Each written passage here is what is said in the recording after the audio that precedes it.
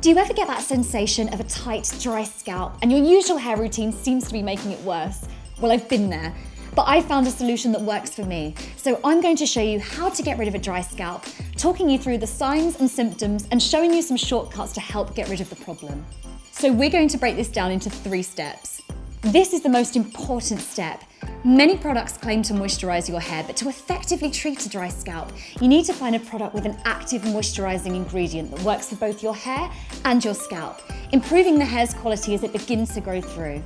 Dry scalp can often be a sign that your hair's natural moisture defenses have been damaged due to dandruff, so keep your hair feeling soft and your scalp moisturized to prevent that awful feeling of dryness. Turn down the temperature. This is a biggie, your scalp will thank you for it. Play it cool and keep it just above body temperature. Stress is a contributing factor to your hair's dryness, so looking after your stressed out hair is super important.